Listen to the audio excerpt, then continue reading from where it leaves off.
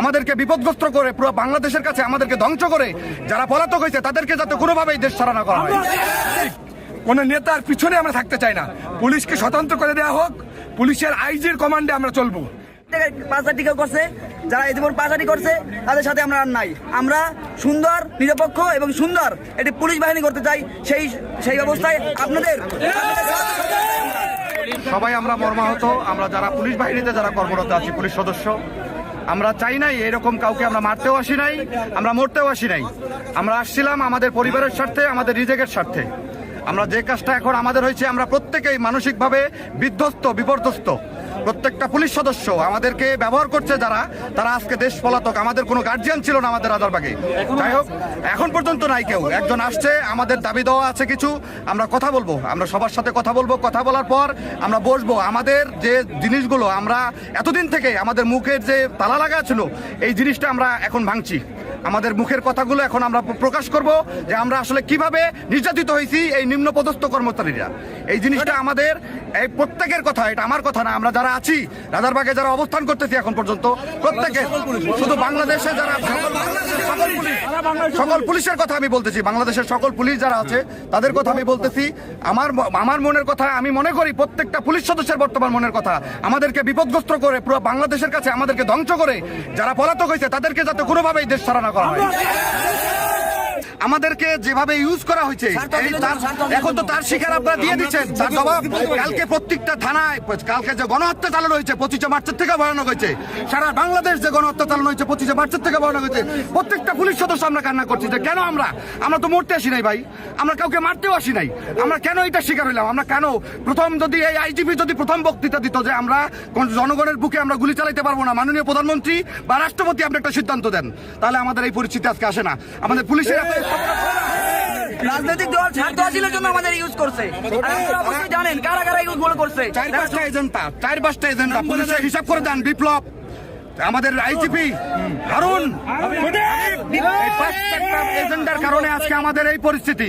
আমাদের তাদের রাজনীতির চেয়ার ঠিক রাখার জন্য, তাদের অস্তিত্ব ঠিক রাখার জন্য আমাদেরকে সবগুলো মানুষকে বিপদগ্রস্ত করছে, সবগুলো মানুষের পরিবারকে বিপদগ্রস্ত করছে।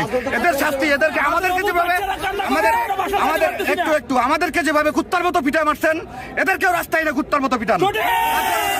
আমি বিশুদ্ধবারে পুলিশ টেলিকম আমি চাকরি করি, ওখান থেকে বাসায় যাওয়ার পরে আমি বাসায় থাকতে পারি নাই। আমি সাত দিয়ে রশিদে অন্য সাথে পালাইয়া চলে গেছে। আজকে 3 দিন কোনো বাসায় যাইতে পারি নাই, আমার বউ বাচ্চার সাথে যোগাযোগ রাখতে পারি নাই। আমি এখনো না খেয়ে আছি। আমি 2 ঘন্টা হাইটা বাড্ডা থেকে আসছি। আমার জীবনের নিরাপত্তা, আমার পরিবারের নিরাপত্তা, যারা দেশ ত্যাগ করে চলে গেছে তাদের বিচার চাই। এবং কি আমার পুলিশ ভাইদেরকে যেভাবে নির্মমভাবে হত্যা করা হয়েছে, তাদের যারা দেশের এই হারুন, ওই হাবিব, ওই মামুন, ওই মনির, যারা আমাদেরকে ন্যায় দিয়ে চলে গেছে, তাদের বিচার চাই।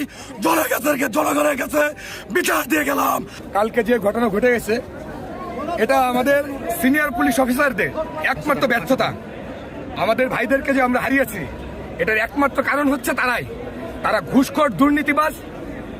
ভাই, আমাদের মতো পুলিশ সদস্যরা যারা নিম্ন পদস্থ, তারা নির্যাতিত, তাদের কাছেও আমাদের কিছু করার থাকে না। আমরা ডিউটিতে যাই, আমরা হুকুমের গোলাম। আমরা যদি তাদের হুকুম না শুনি, তাহলে আমাদের চাকরি থাকে না, আমরা সাসপেনশন হই। এই পরিস্থিতিতে আমাদের কিছু করা থাকে। আমাদের ছাত্রদের সঙ্গে কোনো বিরোধিতা নাই, দেশের জনগণের সঙ্গে আমাদের কোনো বিরোধিতা নাই। একমাত্র বিরোধিতা হচ্ছে আমাদের তাদের সঙ্গে। আজকে আমাদের পুলিশ জেগে উঠেছে, তারা স্বতন্ত্র চাই। আমরা কোনো স্বরাষ্ট্রমন্ত্রী, কোনো রাজনীতিক, কোনো নেতার পিছনে আমরা থাকতে চাই না। পুলিশকে স্বতন্ত্র করে দেওয়া হোক, পুলিশের আইজির কমান্ডে আমরা চলবো। আমাদেরকে কোনো নেতা কমান্ড করবে না যে তোমরা বিএনপিকে ধরে নিয়ে আসো, তোমরা আওয়ামী লীগকে ধরে নিয়ে আসো। আমরা পুলিশ, আমরা কখনো চাই না বিতর্কিত হতে। আমরা জনগণের সেবা করতে চাই, মানুষের বন্ধু হতে চাই। আমাদের আস্থা আছে, আমাদেরও পরিবার বাইরে থাকে। আজকে আমাদের পরিবারের নিরাপত্তা নাই, আমাদের নিরাপত্তা নাই। আমাদেরকে মানুষ থুতু মারে। ভাই, আমরা তো 1 টাকা খাই না। আমরা আপনাদের জন্য জীবন দিচ্ছি। আমরা 71 সালে দিয়েছি এই রাজারবাগ থেকে, আমরা আবারও দিলাম। এত জীবন কেন দিলাম? শুধুমাত্র এই বিসিএস অফিসারদের কারণে। তারা কালকে পারতো, যখন শেখ হাসিনা পালাই গেছে, তাদের কাছে নিউজ ছিল, তারা পারতো আমাদেরকে সরিয়ে নিতে। তারা শুধুমাত্র একবার যদি বলতো বেজে তোমরা সরে যাও, আমরা সরে যেতে পারতাম। আমাদের এত পুলিশ নিহত হতো না। আজকে তাদেরই নির্দেশনার কারণে আজকে আমাদের এত পুলিশ তারা আহত হয়েছে, তারা নিহত হয়েছে। আপনার প্রত্যেকটা থানাতে আগুনে পুড়ে আমার ভাইয়েরা যেভাবে আছে, আমরা এখনো লাশগুলো পাই নাই। আমাদের ওই সিনিয়র অফিসাররাই তারা লাশগুলো গুম করে ফেলেছে। আমরা তাদের বিচার চাই, দৃষ্টান্তমূলক বিচার চাই আমরা তাদের।